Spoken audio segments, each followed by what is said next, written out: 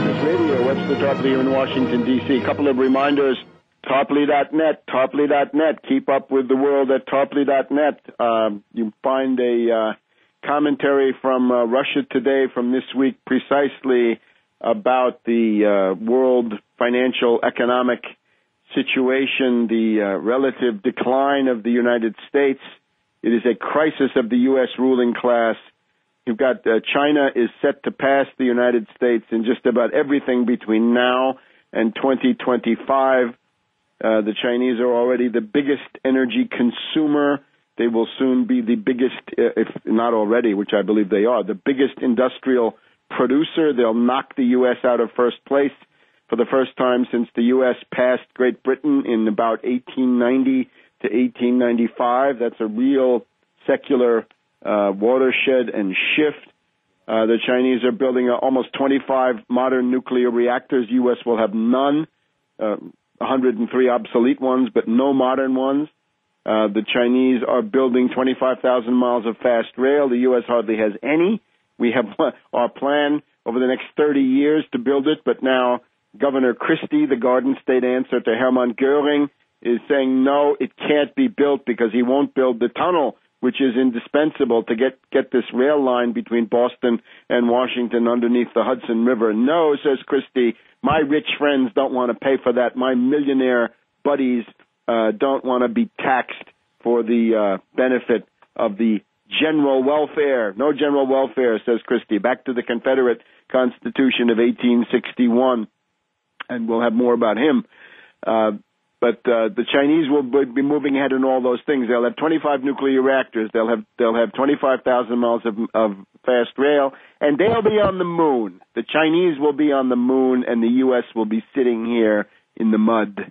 And that's no future for the United States. So down with Christie, down with these anti-national, subversive wreckers, saboteurs, subversives. No insult too good.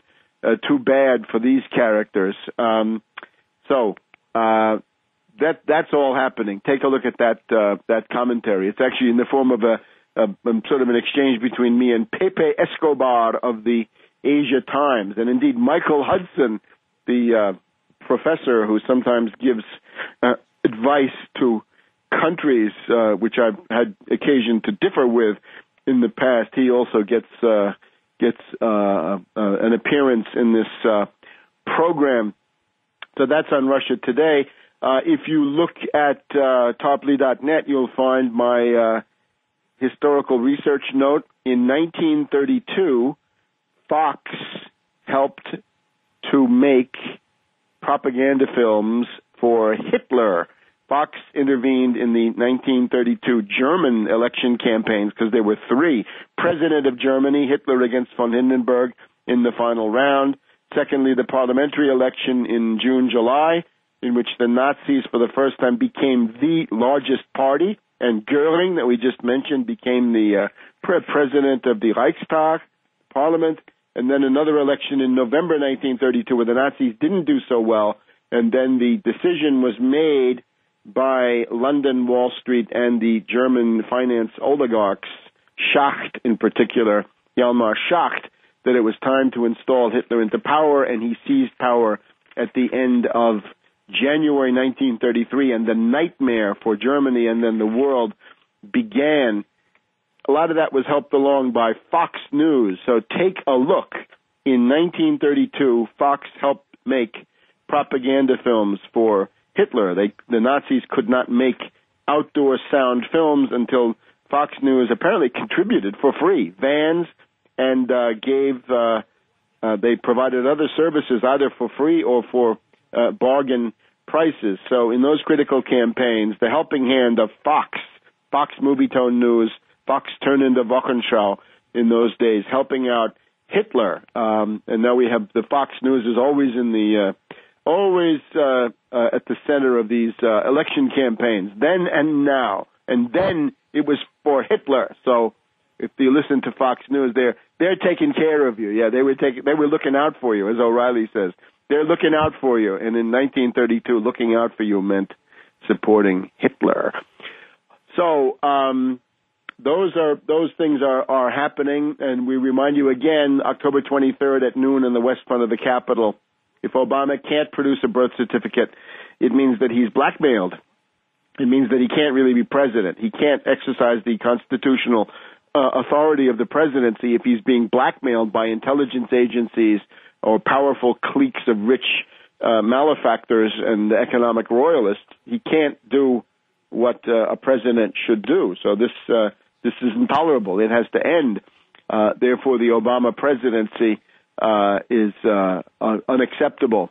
And indeed, what we're talking about is the tenant of the White House, an illegitimate situation continuing, unfortunately, the tenant of the White House that we had for the 8 years of G.W. Bush, first with the stolen election and then through the Supreme Court and then through that vote fraud in Ohio and elsewhere.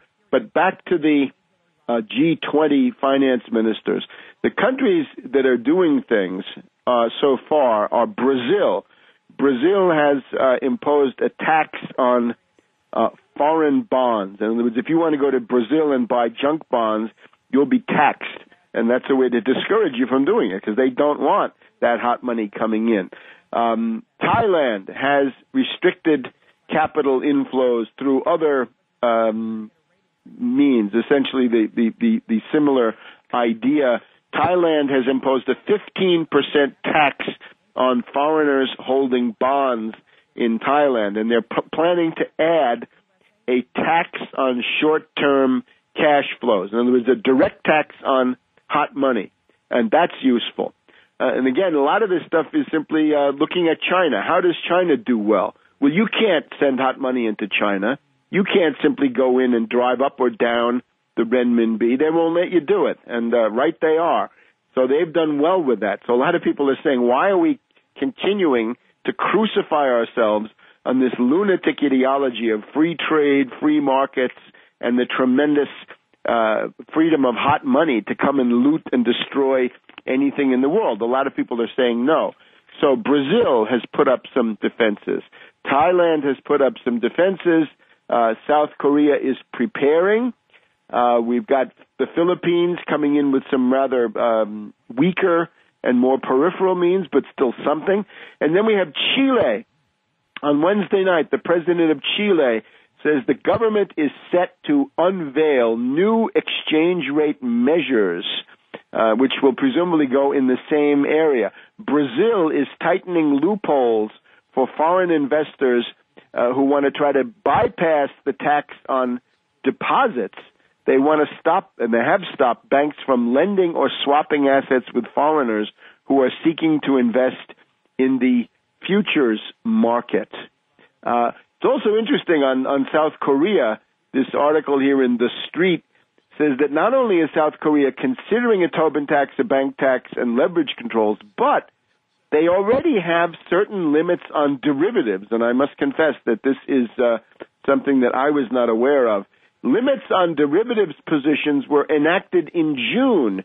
So this means, in effect, that the German example of May 2010 banning naked credit default swaps was followed by a major economy, and South Korea is a major top-flight economy. Indeed, if you look at the Korean achievement in proportion to population, it can be competitive with China or anybody else in the world. They're in the top league in that regard, just as the U.S. is in the wretched Bush League of this.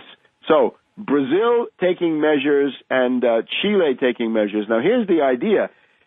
China essentially will not allow hot money to come in. This is where it would go, but it can't.